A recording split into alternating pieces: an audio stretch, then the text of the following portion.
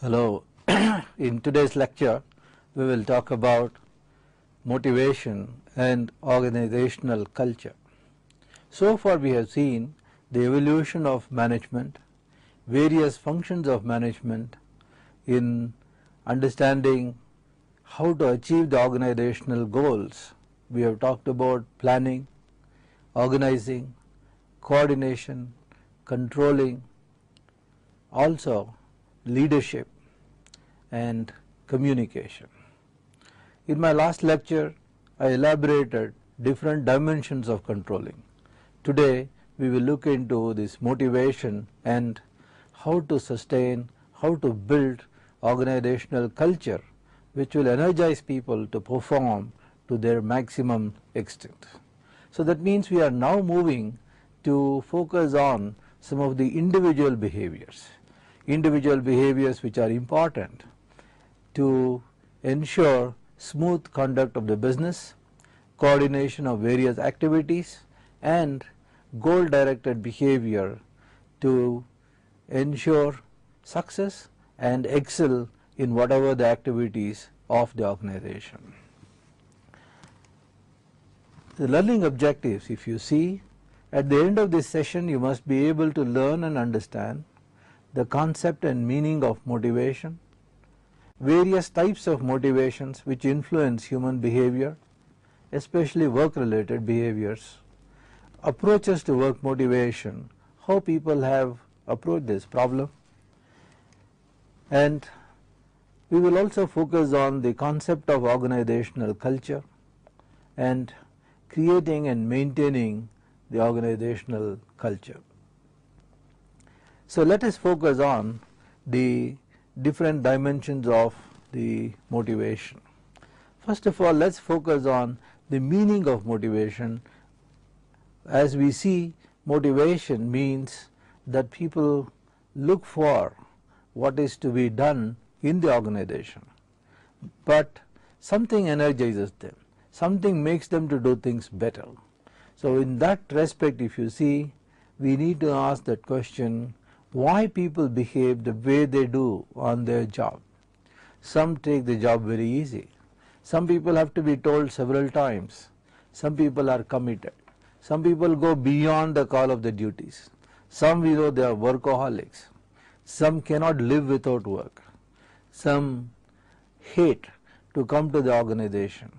They hate other individuals. What is that? What does that make in terms of getting the best out of the person? Makes one to think about various dimensions of motivation. So the answer to the above question is, in the opinion of many investigators, is to understand this word motivation. Is the important focus of micro approach to organizational behavior. In organizational behavior, we focus on behaviors of the organization and behaviors in the organization. So behaviors in the organization can be seen at the individual level as well as at the team level. So the work and the team, work and the individual will help us to look into this motivation. So how individual gets committed to the task, the activities, excellence, and similarly how group approaches the problem. Once we analyze these two, probably we will appreciate the evolution of the various motivational theories and how different organizations attempt to get the best out of their people. So the term, if you see, it is traced back to the Latin word movere, which means to move. Various definitions have been proposed by different scholars.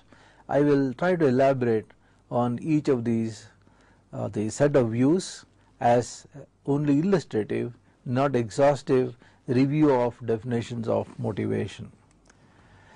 So usually one or more of the following words forms a part of most of the definitions. So people talk about desire, want, wish, aim, goal, need, drive, motive and incentive. So when you see any number of definitions, if you see, all of these things will become relevant. Let's look at the view of the process view, right? Motivation is the process that starts with a physiological or psychological deficiency or need that activates a behavior or a drive that is aimed at a goal or incentive. See, when you look at this definition, looks very complicated, but please underline these words. What are the words? So there is a physiological or psychological deficiency, or it is also stated as a need. So you imagine that you are going from one place to the other. So you feel like eating something. That means you are having feelings of hungry. So you are feeling hungry, and then so what happens when you are hungry? Then suddenly you start seeing the board of every hotel. You start searching for where it is.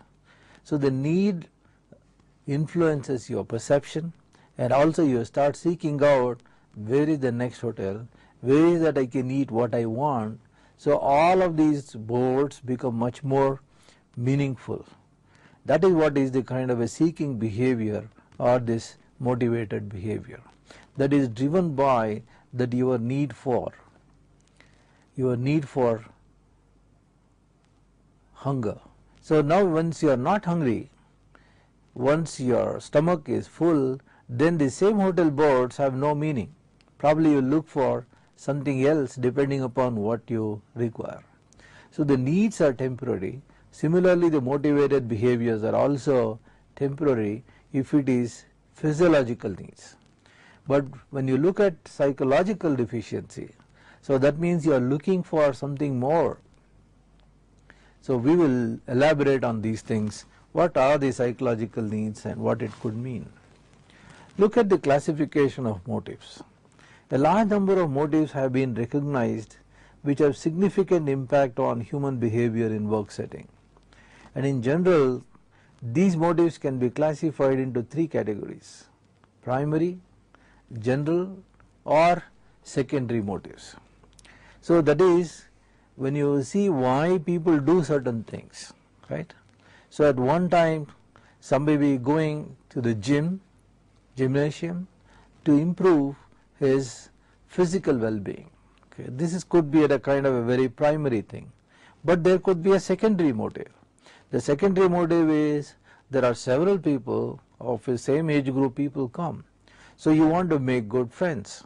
So you would like to go. It is not only because of that primary requirement, which may see as an apparently what is visible, but there could be a secondary need. So as you go there, you also can hear some music, you can also make friends. So there could be many other things which can come as the next level of requirement.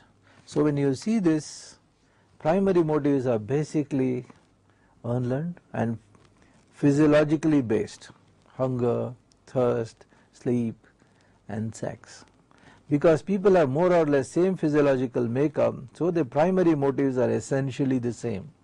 So what they are likely to do to meet their physiological needs can be attributed comfortably. Whereas the general motives are unlearned, but they are not physiologically based. These are also called as stimulus motives. Examples include curiosity, manipulation, or affection, things like that. So a study of these motives is more relevant to the understanding of organizational behavior. So the physiological basis of behaviors are important, but you also would like to see what are the general motives of the individual. The secondary motives are basically learned or acquired. These are also called as the social motives. It depends upon the kind of group what you are in, how you belong. So this is the category of motives which has most important implications for human behavior in organizations. Certain things become important. The status consciousness comes around the group and the where you belong. And many of the requirements what we see nothing to do with the basic physiological needs, but it comes because of the social group to which you are member. So let us try and see some more things. So the classification of motives, as we see, in the various motives falling in this category are need for power, called as the NPOW, need for achievement, NACH, that is what is the abbreviation, need for affiliation, need for security, need for status. So many of these motives can be attributed, nothing, not for physiological things, but it is secondary and acquired through the social circumstances. So since these are the most important motives for the understanding of the behavior of the individuals in the organization, we will look for what could happen or what could be the behavioral consequences of each of these motives. Let us try and look at the need for power. Controlling people in activities. So some people are more interested in controlling the others. Being in a position of authority. So authority becomes important. People enjoy their designations. Need for power. Gaining control over information and resources. Defeating an opponent. So you enjoy that kind of a conflict, and you get into that kind of a win-lose conflict. So these are all aspects of there is a need for power. So if the person who does not have the need for power would behave or expected to behave in a different way than the person who is having a great need for power. Similarly, people differ with respect to the need for achievement. Need for achievement is described in terms of doing better than the competitors, solving complex problems, carrying out a challenging assignment successfully, enjoying the challenge itself. These are all some of the characteristics of need for achievement. So when you have the managers who have this need for achievement, then they show exemplary understanding of the complexity of the task. They create challenges for themselves. They also enjoy the challenges in meeting the deadlines or handling extremely complex problems. So these are the kind of characteristics of people who exhibit this achievement motivation. Then you also have the need for affiliation. Need for affiliations are expressed or can be seen in the workplace, being liked by many people. It could also be a part of the power or gaining the power or control over the other, but basically you like people, and when people accept you, when people appreciate you, you enjoy that particular situation. Being accepted as a part of the group or team, participating in pleasant social activities, maintaining harmonious relationship, and avoiding conflict. So these are some of the things. Basically you are enjoying the relationships, enjoying the love and affection of other people. So there is a need for affiliation. So the 5OB, or the fundamentally interpersonal response orientation, was trying to measure some of these basic motives in the individual. Need for control, need for affiliation, need for the belonging, things like that, but need for achievement as well. There is a need for security. So when you see why do you want to join this organization, people can answer in different ways. So if you ask a person who is basically concerned with security, who has not seen many positive work cultures, can come up with many of these answers. Having a secure job. I want to be very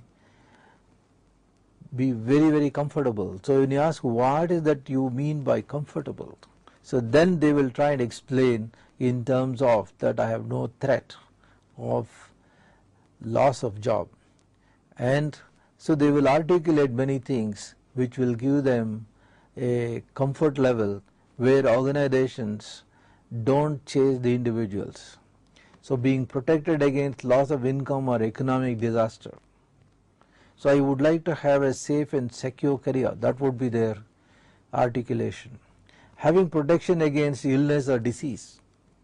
So I may not be so healthy later on, I should not be thrown out of my job. So the loss of job, loss of income could mean much to these people. Avoiding tasks or decisions with risks of failure and blame. So they can't take risks because the individual is driven by the security. So throughout he would make decisions which will give him the safe and secure careers and avoid all such situations where the individual has to take risks, and the risk could lead to a loss of face or may get blame or lose the job itself. The other kind of a need could be the need for status. So the need for status could have many of these dimensions. Could be having the right car. Having the right car could be a kind of a status symbol. Working for the right company in a right job. So not only the image of the job matters to this individual, not only the designation, but also the image of the company in the community. So having executive privileges, like some driver is there, so chauffeur driven car becomes a status symbol.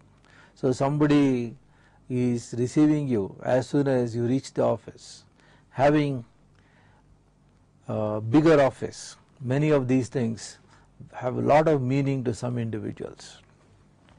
Living in the right neighborhood and belonging to country club or any of the clubs.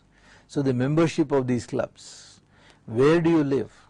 Not only that, which school your kids go to, many of these things become the status and status symbols. People see a beginning and end in the status symbols only. So the organizations do have individuals who have different motives, who have different need systems. So that's where the question comes is, how do you integrate these motives and these needs? And we can think of several approaches to deal with motivation. Broadly, we can classify all those approaches into the following three. The three different approaches to motivation are content theories, the process theories. We can also put some of them as emerging theories or the tertiary theories. So let's look at in detail the content theories, the process theories, and probably I'll also mention few things about the emerging theories. So when you see the content theories, it is basically a set of theories which have in common their concern for identifying the needs stroke drivers that people have and how these are prioritized. So they would like to look at what are the different kinds of need systems and how some needs take over the other. When you see this, one of the key things we need to look at, and the discussion of motivation is incomplete without giving the consideration for this Maslow's hierarchy of needs. Maslow looked at basically people have a hierarchy of needs, and this can be arranged as is given in this figure.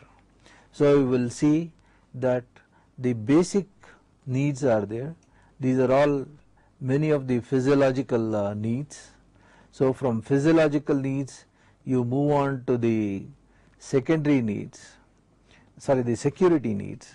So the security needs which can come around the kind of seniority or the belonging in terms of the making sure that you get set of assurances from the union or the insurance or the pension. So many of the people are bothered about some of these things which are called the security needs.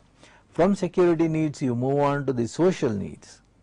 So the social needs are formal as well as informal. The work groups and the teams, so which is that your group you belong to, all these are part of the social needs. Whether I get an opportunity to talk to some people, whether I can get represented and supported by my co-workers. So these are all part of the social needs. From social needs you also try and see the esteem needs. The esteem needs are title, the status, the various symbols and the kind of promotions and the designations what one would get in the organizational hierarchy. Then finally we are talking about the self-actualization. Self-actualization in terms of what that individual would feel about himself and would like to do things which he or she likes most. So realizing one's own potential. So this is what is being described as the self-actualization. Now let's look at all the 5 needs, and this, when you look at these need systems, if somebody is bothered about his physiological needs of hunger, thirst, and making sure that all these things are met, it is at the basic level one would always like to see, by getting this money, what is that I can buy. So what is that I will receive for the payments, what is that I am getting out of the salary or the wages I am getting from the organization. So he would be thinking in terms of basics. Basics, one, it is basically the food, what is that we are talking about. So once you have this food, then the next thing will come in terms of the shelter, where I can live, and ensuring that some kind of the basic security needs. So once you take care of the security needs of both short term as well as long term, the individual then next would think in terms of the social needs. So unless the lower order needs according to Maslow is taken care of and fulfilled, you can't expect the individuals to be thinking at the higher level. So particularly in India it becomes much more relevant when you have so many people below the poverty line. Unless you correct those poverty issues, unless you help them to get that economic independence, you can't move them into the other aspects where they have a concern for society, they can become meaningful members of the society, and they can pursue certain things which will satisfy them individually. Most of the time they are at the lower order of this hierarchy of needs. From this, if you see, we talk about the Herzberg's 2-factor theory. It is one of the most popular theories to explain the work motivation or the behaviors of people in the organization in pursuit of excellence. So hygiene factors and the motivators. So these are the 2 things what Herzberg talked about. So when you see these hygiene factors, they prevent dissatisfaction, but they themselves cannot assure any satisfaction. What does that mean? If these hygiene factors are present, the individuals reach a level of no dissatisfaction. But if these hygiene factors are absent, then it leads to a situation of dissatisfaction. So the scale is from dissatisfaction to no dissatisfaction. So what are those hygiene factors? Working conditions, the supervisory styles, the interpersonal relationships. So many of these things are that if they are present, they give no dissatisfaction, but if they are absent, it leads to the level of dissatisfaction. Salary has been considered by Herzberg as a part of the hygiene factors. That is, if the salary is present, it cannot give satisfaction per se. So it can only make the people to a level of no dissatisfaction. And if salary is absent or if it is low, then obviously it leads to the level of dissatisfaction. So the Herzberg, he talked about hygiene factors as basically the job context factors. So if the job context factors are right, then individuals work in a mood or a behavior indicates no dissatisfaction. Any of these job context factors are absent, then it leads to demotivated, dissatisfied kind of a behavior. But from that, if you see the motivators, according to Herzberg, motivators are what? They are the factors which motivate the employee, in the sense they energize, they help people to do things better. And they talked about, or the Herzberg talked about, that motivators include challenge, the recognition, the involvement, and the kind of meaning it gives within the organizational hierarchy. So these are all basically considered as the motivators. What is the motivator's role? If motivators are present, the individual is satisfied. If motivators are absent, there is no satisfaction. So these motivators move from a scale of no satisfaction to satisfaction. Whereas hygiene, they move from no dissatisfaction to dissatisfaction. So it moves from dissatisfaction to no dissatisfaction in the case of hygiene, and in the case of the motivators, it moves from no satisfaction to satisfaction. Salary is certainly not a part of satisfaction according to Herzberg, but many also view when salary given as a kind of recognition, as a social approval, as a part of meeting certain challenges, then it can also be motivator. So there are always arguments about the salary, but what is important is to see there are a set of factors one can only make people to reach that no dissatisfaction level, but the job content factors are really the motivators. That means it helps individuals to work with the challenges, get that pride, get that recognition, get that approval. So from that we are talking about Alderfer's ERG theory. ERG is existence needs.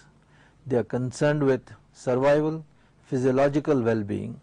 Then related needs stress the importance of interpersonal and social relations. And then you have the growth needs, individual's intrinsic desire for personal development.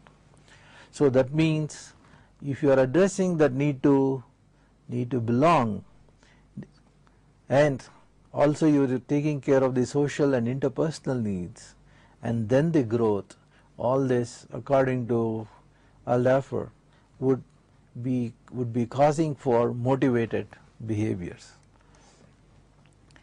So it emphasizes a thought or the cognitive processes that take place in the minds of people that influence their behavior.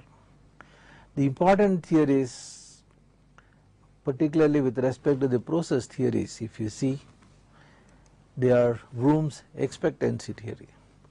This theory is built around the concepts of valence, instrumentality, and expectancy. Valence means the strength of individuals' preference for a particular outcome. That means what is that you are expecting out of the job or out of some task. Then expectancy is the probability that work effort will be followed by performance accomplishment.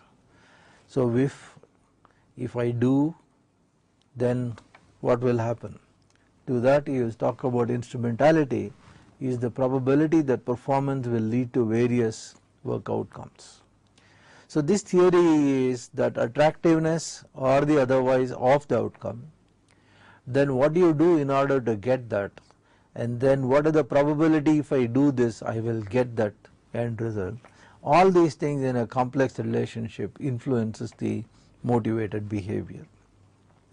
So this theory argues that the final work motivation is the outcome of person's beliefs regarding effort, performance, relationship, as well as the work outcomes. Another important theory is the equity theory. Equity by social psychologists, particularly the Stacey Adams. So people will act to eliminate any felt inequity in the rewards received for their work in comparison with others. We have seen this in many of the parables, in many of the old stories, that how do people compare, and most of their dissatisfaction comes not because what the organization is doing, but what my neighbor is getting, what my classmate is getting. What is that the other fellow is getting, having similar experience and similar exposure or similar educational background. So as long as the other person is getting more or less the same, I am not very unhappy. But if I see that other fellow has got much more, and then I am very unhappy because I should have got it. So this equity theory is based on that kind of a comparison. We also have this Porter and Lawler model. The starts with the premise that motivation or effort or force does not equal satisfaction or performance. Motivation, satisfaction and performance are all separate variables and relate in ways different from traditionally assumed. That means basically in Porter-Lawler you are looking at the three, and this model argues that the effort, that is force of motivation, does not lead directly to performance. It is mediated by abilities and traits and by role perception.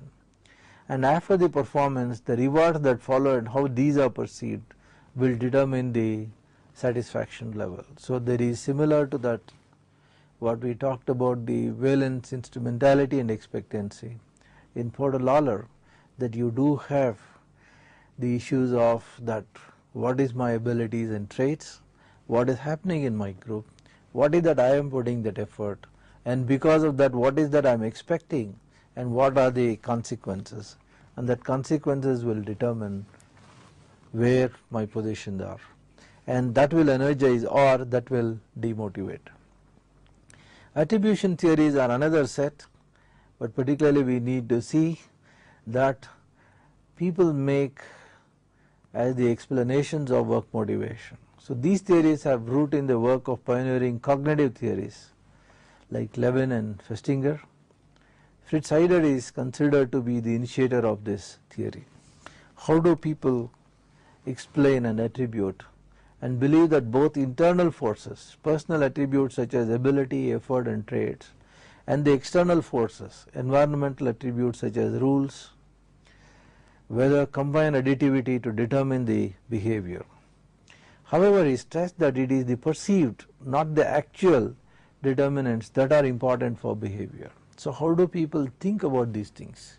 Their perceptions are much more important than what happens. Let's quickly look at this. Right?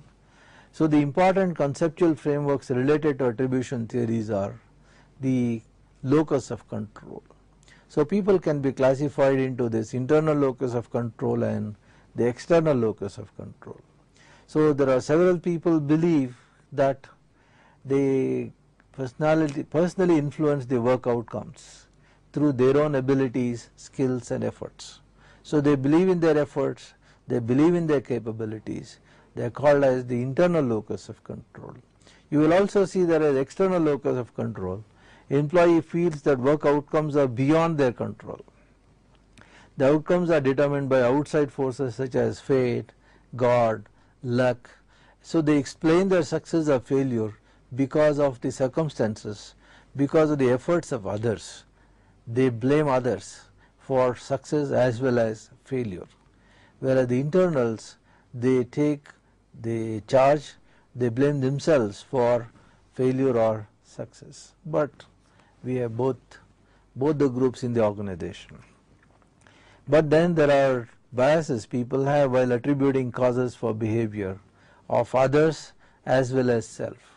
So people do get into that superiority complex or the inferiority complex.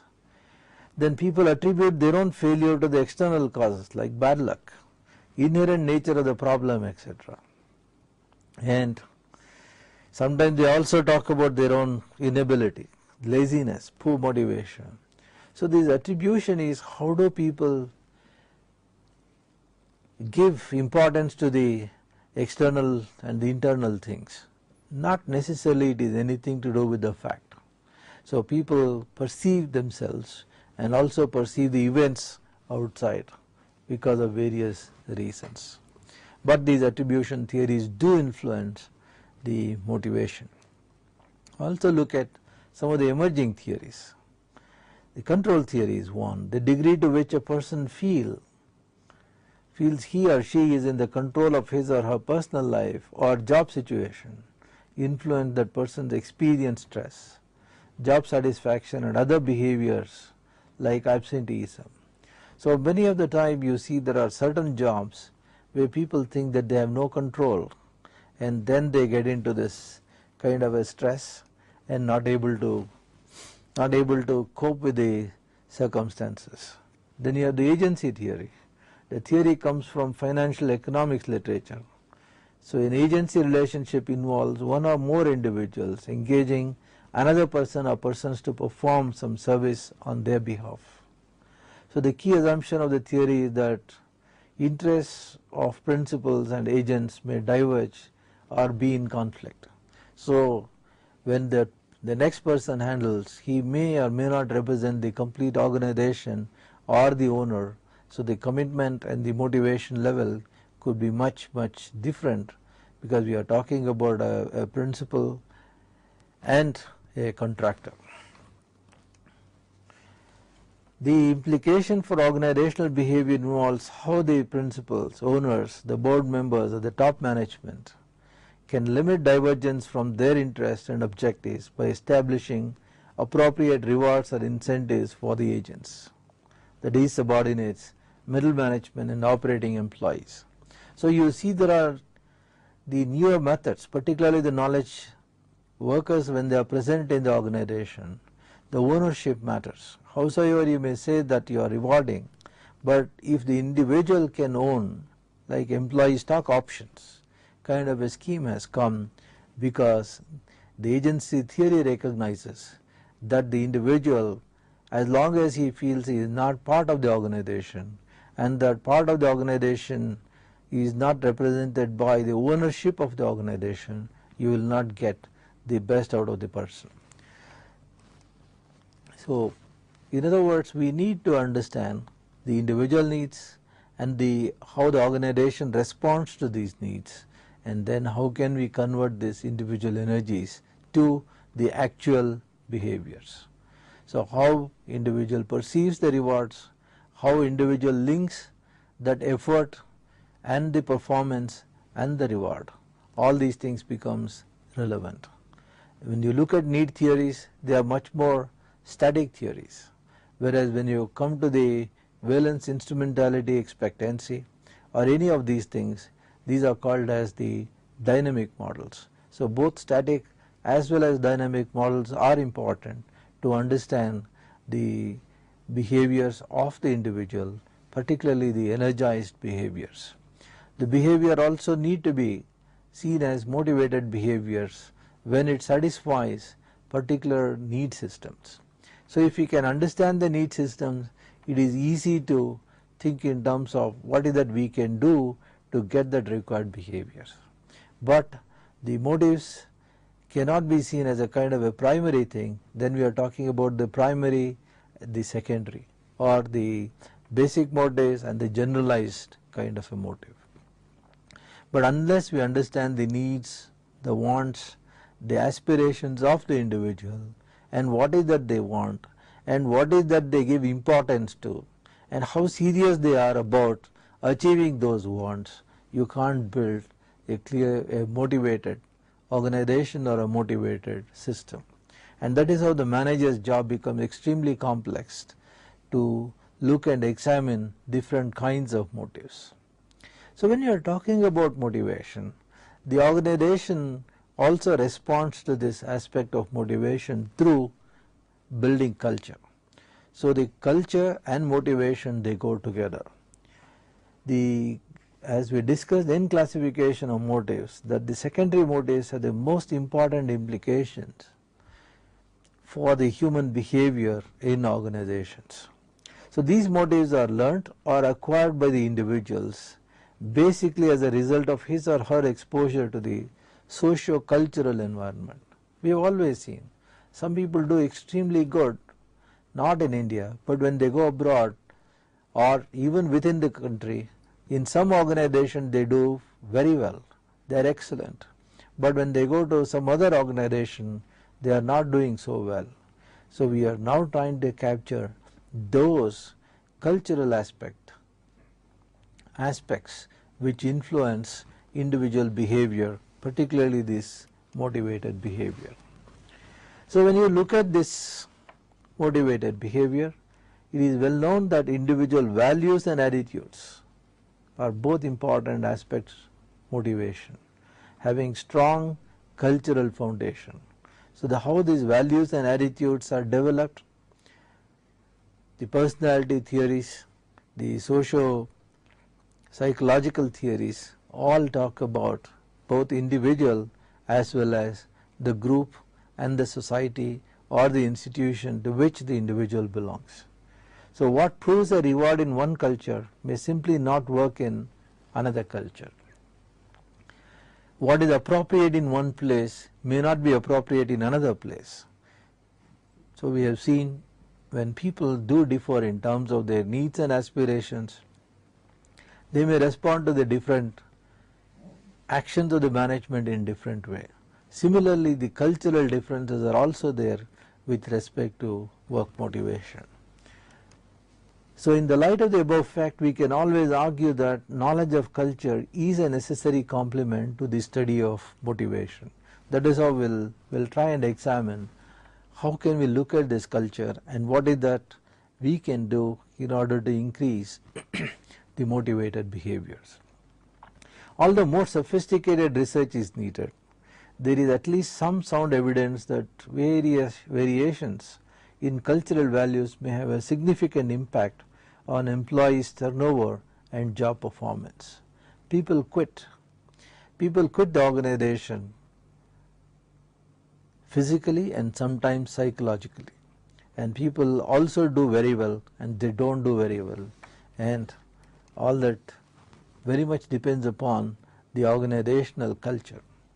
So it refers to a system of shared actions, values and beliefs that develops within an organization and guides the behavior of its members. So it is that shared values, shared mental models, and also the values in what they believe in as good and desirable. Could be about the teamwork, could be about the customer, could be about the quality, could be about the speed with which they deliver, and also the beliefs of what is good, what is nice, what is good to have. All these things are part of the beliefs, and once these things are stated and assimilated, that means it could be explicit as well as implicit, then it guides the behaviors of the members of the organization. So this is another comprehensive definition. Edgar Schein defines it as a pattern of basic assumptions. Please see this: invented, discovered or developed by a given group as it learns to cope with its problems of external adaptation and internal integration, that has worked well enough to be considered valuable and therefore to be taught to new members as a correct way to perceive, think and feel in relation to those problems. So what are the key words? That is the external adaptation and the internal integration, and that has worked well enough to be considered as valuable. So you would like to see that it is transferred to the others, and it should be taught to new members as a correct way. That means it is a do's and don'ts, what is acceptable and what is not acceptable, what is desirable and what is not desirable, and what they way to perceive, think and feel in relation to those problems or whatever the organization is trying to cope with. So culture is a learned behavior. So it is transferred from one or transmitted from one generation to the other, one group to the other, one individual to the other, and that is what finally influences, guides the behavior. I think in that sense we can see how can we look at the organizational culture. So observe behavioral regularities. So you will see that within the organization, what is that people are trying to do, what guides them. So the respect for the age, the respect for group work. So many of these things will become very apparent, and then you will see what is guiding these people. The norms, particularly the unwritten rules of the group and the organization. For example, seniority. So the respect for seniority is a kind of a norm, or what is to be considered as a good thing, whether the preventive maintenance is better or the breakdown maintenance is better. So some of these views and norms get developed within the organization. Per se there is nothing, but the organization culture supports the certain things as good, certain things as bad. And also the dominant values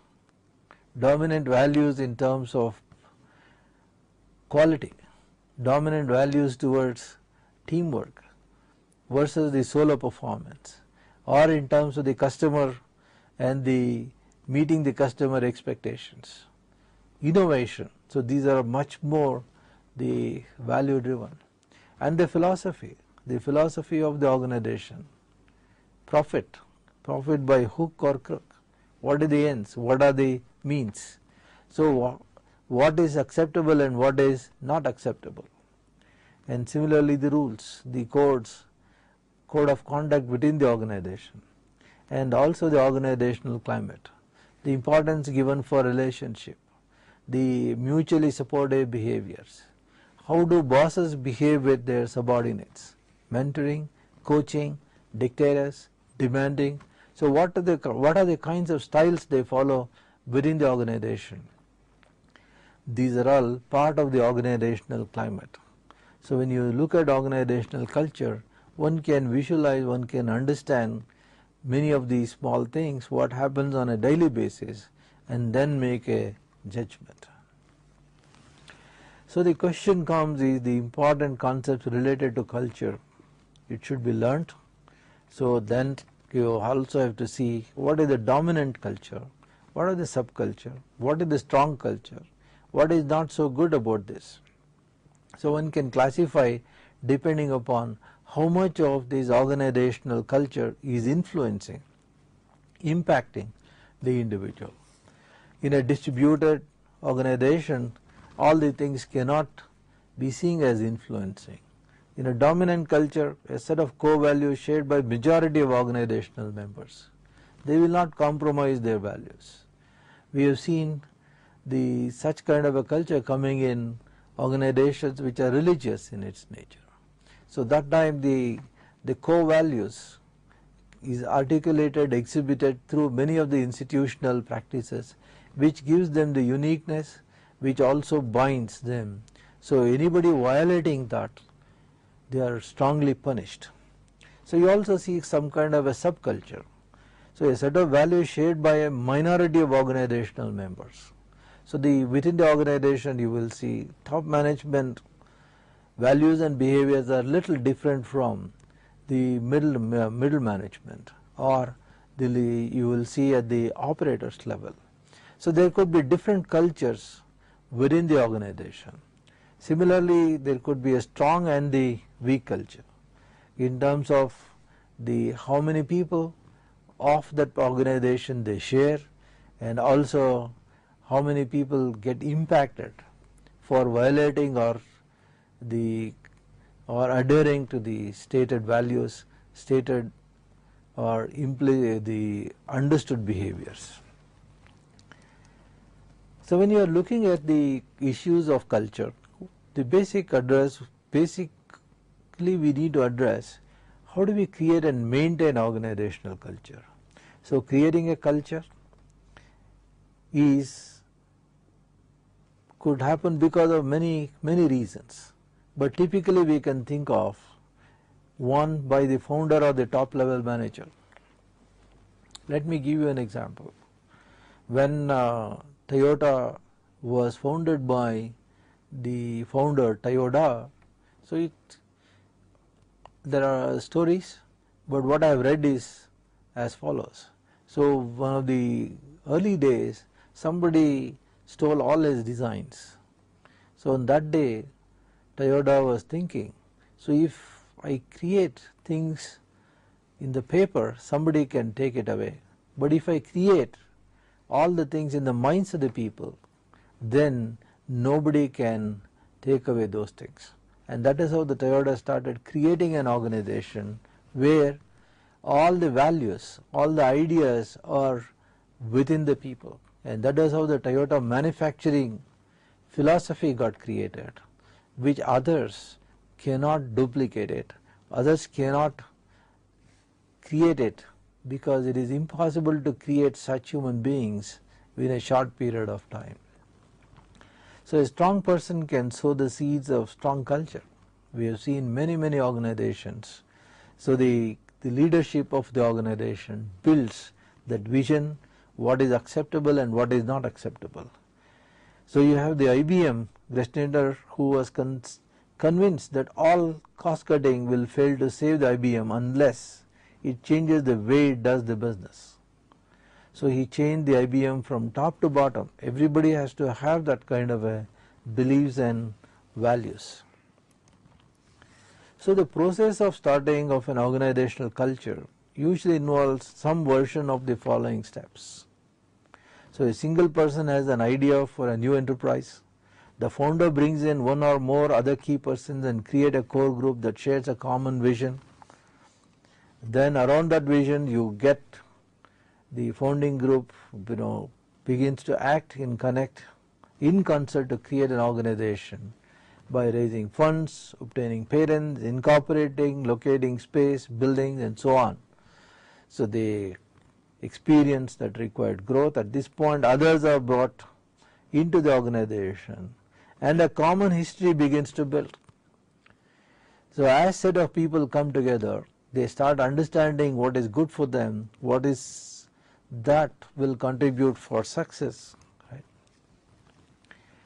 So in other words, all these things will happen. Then selection of an entry level personnel to ensure that the personal style and values makes a fit with that of the organizational culture. So that is the steps of the first step could be called as the socialization. Unless you think of the socialization, you can't integrate the individual to the organization, and integrating the individual to the organization means to the organizational culture. So the initial steps are important, but after that when set of people come together, then you need to do a systematic integration of all the people and also the new persons. Another way of socializing is that placement on the job. So this involves causing the person to question the organizational norms and values and also to decide whether or not they can accept it. So you give an acting assignment, making people to go and work for some time and then accept and respond. And also the job mastery. So you give a systematic, extensive and carefully reinforced field experiences. So you understand the work culture, you understand the organizational culture through this kind of a systematic exposure. So there is no shock when individual comes to the organization, particularly when they are in the educational field. We are talking about the practicals, or making people to go and work in an organization before they really start their careers. That's only to help them to be a part of the work culture. Then another important thing is to measuring and rewarding performance. So the socialization process consisting of meticulous attention to measuring operational results and rewarding individual performance through conveying that what is acceptable behavior and what is not so acceptable behaviors.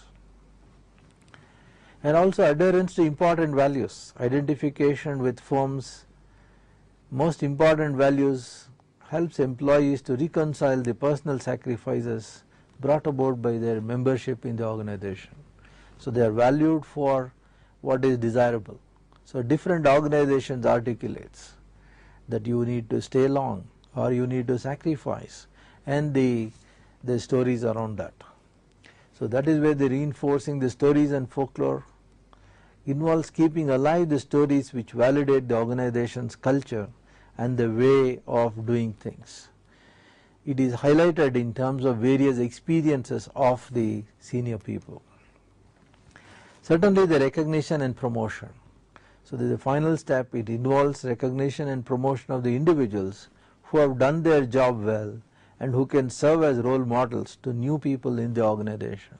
So you project such people who have contributed their best and also how they have done.